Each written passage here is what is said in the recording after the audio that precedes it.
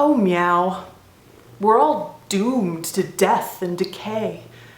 But what if, as life expectancy dictates, you should die before me? What will I do with your fluffy little carcass? I don't wanna wait for our lives to be over.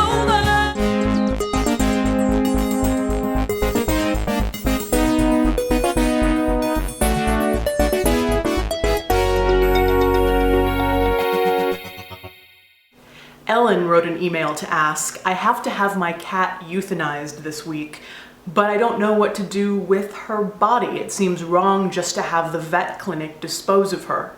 Any suggestions?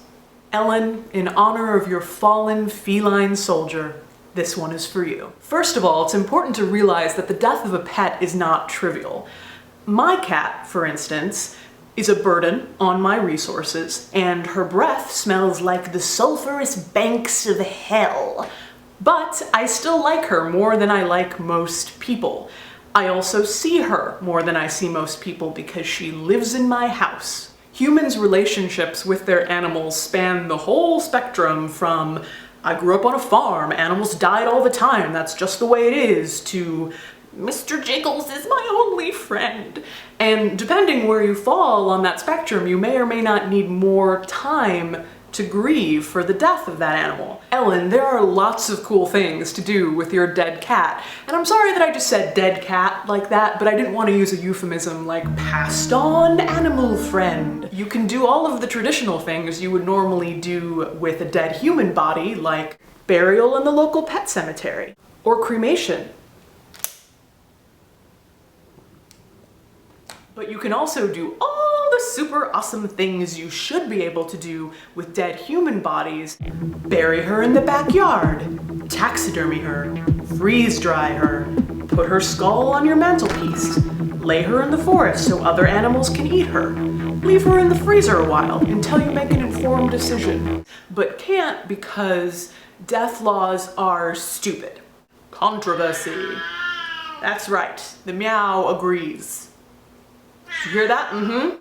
Did you see that one of the Toddlers and Tiaras contestants got her little bunny taxidermied and mounted in her pageant crown? Now it's time for a segment called Have You Seen This? When we talk about the death flavor of the month. This month it's the Bios Urn, and the Bios Urn has been around for many years, but all of a sudden it is back with a vengeance and super popular and being shared everywhere.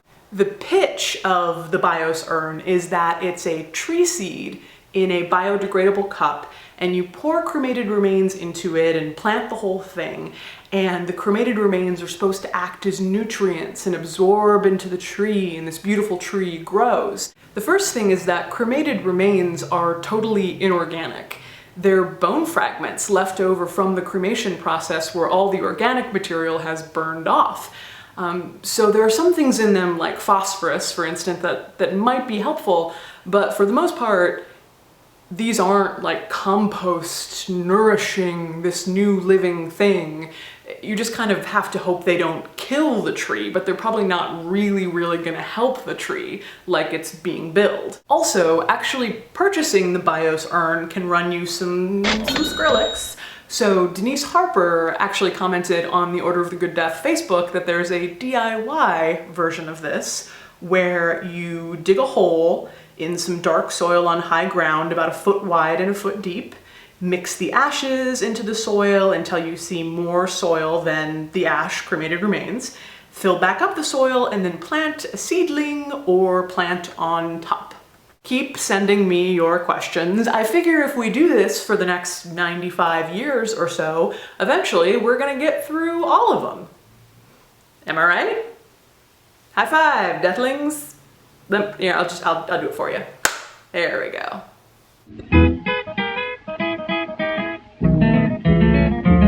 Okay, so it is really hard for me to think that something is morbid, but my friend Zach works at a vet clinic, and if an animal dies at the clinic, they take its little paw and dip it in ink and press it onto a card and then mail that card to the dead animal's family, and it says, "Fluffy is thinking of you." Isn't that a little weird? get a card from your ghost animal in the mail?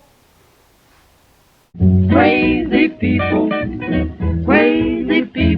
with people like me go crazy, old people like you.